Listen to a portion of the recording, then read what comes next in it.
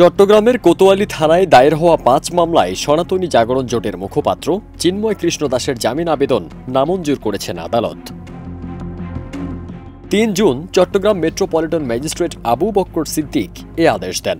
ওয়ালটন আবারও মিলিনিয়ার অফারে ওয়ালটন ফ্রিজ কিনে আপনিও হয়ে যেতে পারেন মিলিয়নিয়ার। মিলিনিয়ার ছড়াছড়ি দেশ জুড়ে, এটা শুধু ওয়ালটনই পারে। বিষয়টি নিশ্চিত করেন মহানগর দায়রা জজ আদালতের সহকারী public prosecutor advocate Raihanul Wajed Chowdhury. তিনি জানান, ৫ মামলায় জামিন চেয়ে আবেদন করলেও রাষ্ট্রপক্ষ তাতে বিরোধিতা করে। শুনানি শেষে আদালত জামিন আবেদন নামঞ্জুর করেন। চিন্ময় দাসের বিরুদ্ধে ২০২৪ সালের ২৬ নভেম্বর শাহজালাল আন্তর্জাতিক বিমানবন্দর থেকে গ্রেপ্তারের পর রাষ্ট্রদ্রোহ মামলায় তাকে গ্রেপ্তার দেখিয়ে আদালতে হাজির করা হয়। পরে আদালত তাকে কারাগারে পাঠানোর নির্দেশ দেন। এর প্রতিবাদে ইসকনের অনুসারীরা চট্টগ্রাম আদালত এলাকায় বিক্ষোভ করে।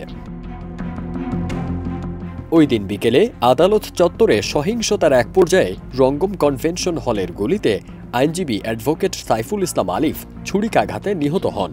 ঘটনার ৩ দিন পর নিহতের বাবা জামাল উদ্দিন ৩১ জনের নাম উল্লেখ করে কোতোয়ালি থানায় একটি হত্যা মামলা দায়ের করেন। এছাড়াও একই ঘটনার জেরে আরও ৪টি মামলা দায়ের করে পুলিশ ও ভুক্তভোগীরা।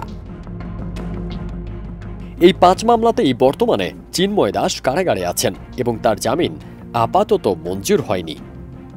ফারদিন সানি, দেশ রূপান্তর।